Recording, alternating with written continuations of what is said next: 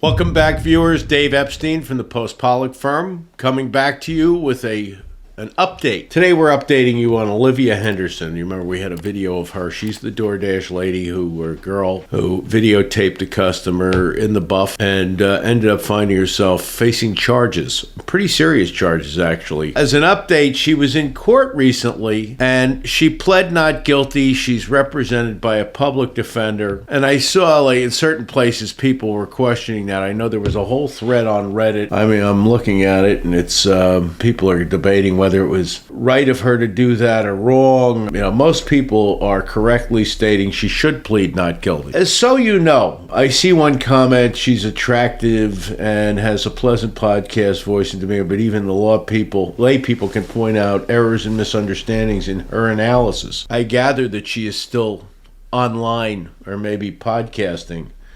And someone says she's trying to explain the plea bargain process and the trial penalty and doing a sloppy job. Folks, again, she just doesn't seem to know when to shut up.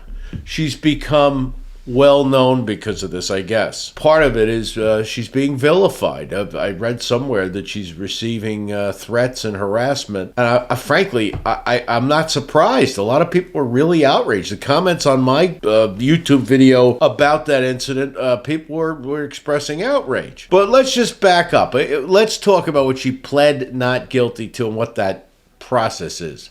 It was an arraignment. The arraignment's basically the first time somebody who's been charged with a crime is in front of the court. And that's where you do a number of things. One of them is you enter your plea. I don't think I have ever seen, it is rare, you see somebody right out of the box go in and plead guilty. Even if you're guilty of sin, you don't go and plead guilty because that's the very beginning. Your lawyer's going to tell you that. Plead not guilty. We'll negotiate a plea later. We'll get some discovery.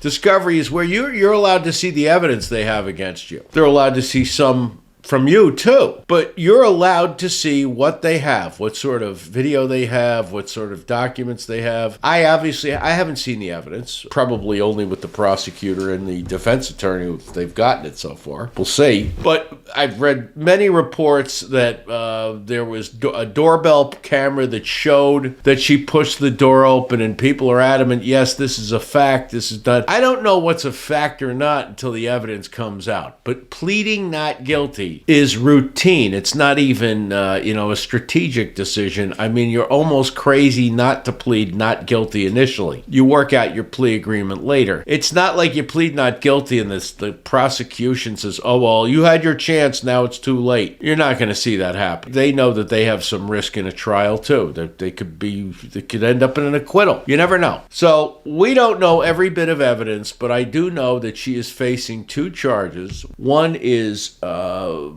unlawful surveillance in the second degree. Now, a second degree crime brings it up to a felony level.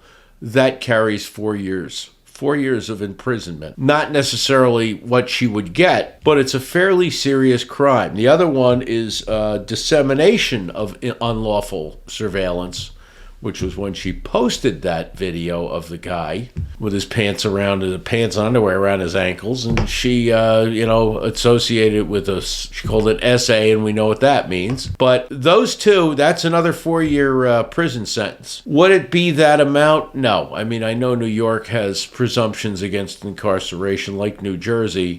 Different, but the same basic idea. If you're a first-time offender, you're probably going to avoid jail time, but I wouldn't count on it. With felonies, it gets a little dicier for a defendant. I mean, you got a very serious felony here, and if it is in fact determined that she did unlawfully surveil the guy, that she wasn't in danger, he wasn't exposing himself to her, and that what the state is saying is absolutely true, the fact that she's placed that video online and it was seen by 30 million viewers, I could see getting a judge mighty angry. I mean, if a jury tries the case, they don't generally set sentencing. It's only really in death penalty cases where they decide whether the death penalty should be given.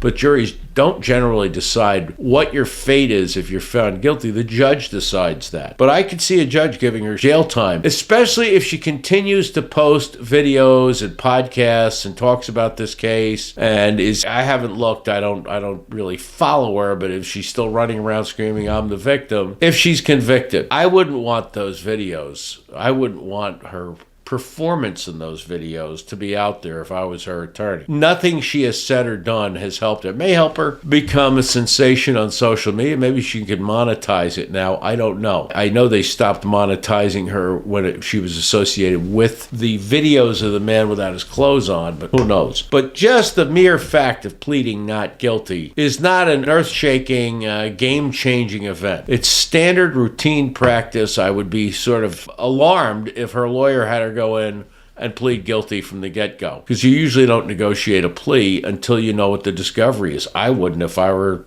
her lawyer. I would not do anything until I saw what they have on her. We will find out soon enough. For now, just stay tuned and let the evidence play out, because that's really what's going to set her free or put her in jail. The evidence, it's supposedly strong, but I've heard that before and seen people walk. I hope you enjoyed the video. I hope you learned something from this, and we'll see you next time. Please hit like and subscribe, and please leave your comments. Love to hear from you. Thank you. Dave Epstein signing off for Post Pollock.